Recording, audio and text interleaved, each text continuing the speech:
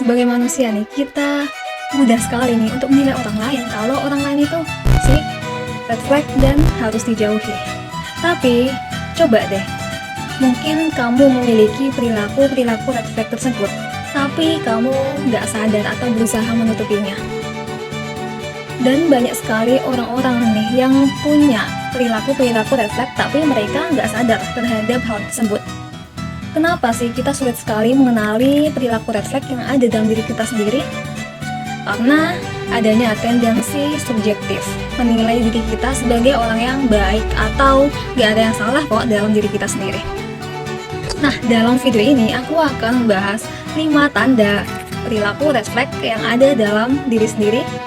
Dan mungkin kamu punya perilaku tersebut yang ada dalam diri kamu. Tonton sampai selesai ya untuk dapat keseluruhan insight-nya. Oke, ya, memang sulit sekali nih untuk mengakui ataupun menyadari bahwa kita punya perilaku yang red flag. Sama seperti kita mengakui bahwa kita punya sifat atau perilaku yang egois, ataupun perilaku buruk lainnya yang mungkin ada dalam diri kita sendiri.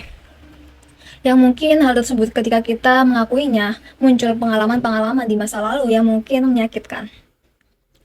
Tapi nih, coba deh ketika kamu jujur pada diri sendiri nih, mungkin kamu juga memiliki perilaku toksik tersebut, seperti menyalahkan diri sendiri ataupun menyalahkan orang lain, ataupun hal-hal buruk lainnya yang mungkin kamu lakukan, tapi kamu menutupinya karena sebagai bentuk pertahanan diri kamu sendiri sebagai manusia.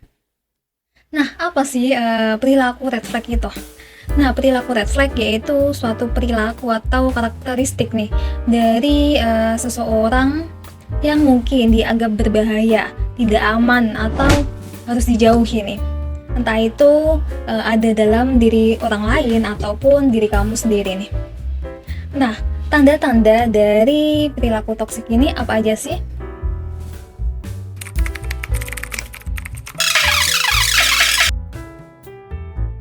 Pertama, kebutuhan neurotik akan penerimaan ataupun validasi orang lain nih. Nah, jika kamu meminta ataupun membutuhkan penerimaan ataupun validasi dari orang lain yang berlebihan, itu merupakan salah satu tanda kamu memiliki perilaku yang red flag. Nah, apakah kamu mau nih ketika kebahagiaanmu hanya didasarkan dari perkataan orang lain ataupun validasi orang lain, yang justru kamu mengharapkan hal tersebut dari orang lain, bukan dari diri kamu sendiri. Nah, ketika kamu nih membutuhkan pengakuan dari orang lain secara berlebihan, hal itu membuat penilaian dalam diri kamu dan hidupmu nih hanya ditentukan dari pendapat orang lain, sehingga kamu lebih mudah merasa cemas, kurang, dan apapun itu ketika penilaian orang lain gak sesuai dengan diri kamu ataupun membuat kamu down. Nah, menurut psikologi nih, orang-orang yang membutuhkan akan validasi atau penerimaan dari orang lain secara berlebihan menunjukkan self-esteem yang rendah. Nah, memang oke-oke aja ya untuk mendapatkan validasi ataupun penerimaan orang lain, entah itu dari orang tua kita, dari orang-orang sekitar kita, dari atasan kita, yang justru mungkin bisa memotivasi diri kita untuk menjadi lebih baik. Tapi nih, kalau emang udah berlebihan nih, justru nggak sehat untuk diri kamu sendiri. Coba deh tanya ke diri kamu, apakah sepanjang hidupmu ingin kebahagiaanmu didasarkan penilaian dari eksternal ataupun dari orang lain? Tentu aja gak mau dong ya. Nah, tanda red flag yang kedua yaitu suka sekali untuk mengkritik ataupun merendahkan orang lain nih.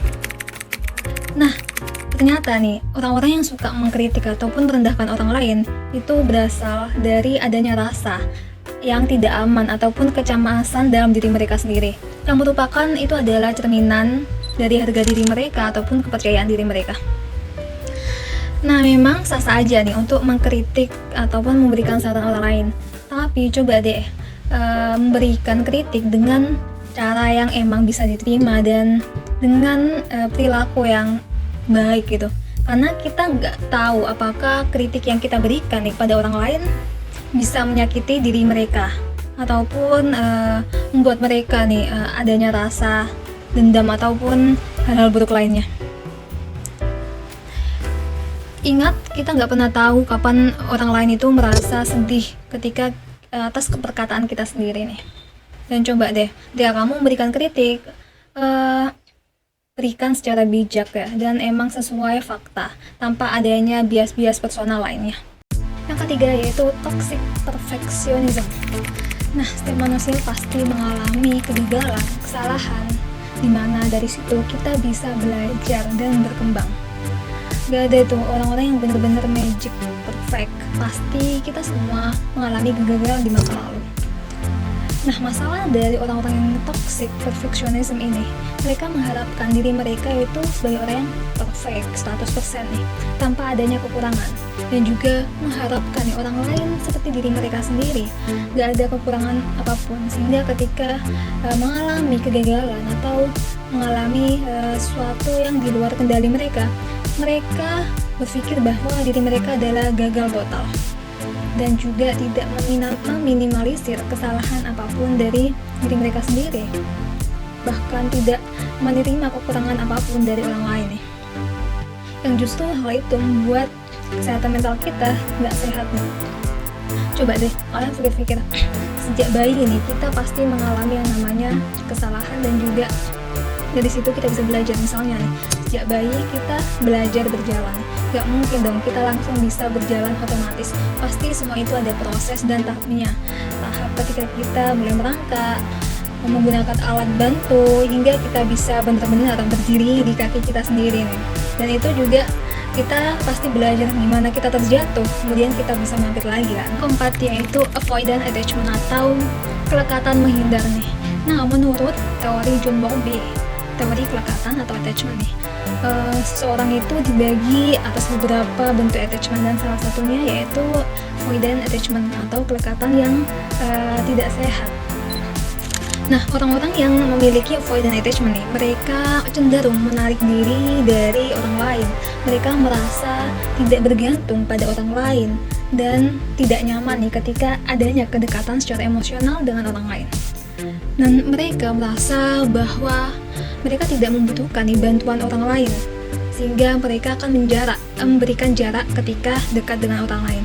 Hal ini juga biasanya terjadi pada orang-orang yang merasa dirinya terlalu mandiri, sehingga nggak membutuhkan siapapun. Akibatnya, respon yang dilakukan pada orang-orang yang memiliki avoidant attachment, mereka ketika menghadapi konflik, mereka justru menghindari konflik tersebut dan tidak menyelesaikannya, yang justru mempengaruhi komunikasi mereka dan tidak terbuka nih ketika mengalami sesuatu, yang justru ketika dilakukan hal tersebut berulang kali, justru hal tersebut gak sehat karena tidak bisa menyelesaikan konflik dengan baik, dengan memendam apa yang dipikirkannya dan juga yang dirasakannya. Yang kelima yaitu tidak adanya batasan diri nih. Nah, orang-orang yang gak tahu batasan diri nih, mereka kurang tahu apa sih kebutuhan yang penting dalam diri mereka sendiri. Mereka cenderung mementingkan orang lain nih, bahkan selalu menerima apa yang orang lain perintahkan nih. Hal tersebut juga biasanya terjadi pada orang-orang yang people pleaser nih. Mereka mengharapkan orang lain itu menerima diri mereka sehingga melakukan apapun untuk memberikan kebahagiaan pada orang lain. Justru orang-orang seperti ini, mereka merasa takut untuk menolak sesuatu, dan juga ada rasa insecurity atau kecemasan dalam diri mereka, sehingga mereka berusaha keras untuk bisa melakukan apapun untuk orang lain, yang justru mereka sendiri tidak dipentingkan gitu. Nah, dari 5 tanda refleks itu, kamu ada berapa yang ada dalam diri kamu sendiri? Apakah ada 1, 2, ataupun ternyata semuanya 5 itu ada dalam diri kamu? Jika iya, tenang, gak hanya kamu yang berjuang dengan perilaku refleks ini. Banyak orang yang berjuang di luar sana, setidaknya ada 1 perilaku refleks yang ada dalam diri mereka. Nah, dengan kamu menyadari hal ini dan menonton video ini, kamu bisa mengidentifikasi perilaku apa aja sih yang ternyata red flag ataupun toxic. Dan selamat, kamu telah menyadarinya dengan menonton video ini. Dan siapapun kamu, kita semua berjuang dan berproses untuk bisa belajar dan menjadi seorang yang lebih baik lagi nih. Dan terima kasih semuanya untuk telah menonton video ini. Sampai jumpa jumpa di video berikutnya. Jangan lupa untuk share, komen, dan subscribe agar banyak orang yang bisa terbantu memahami diri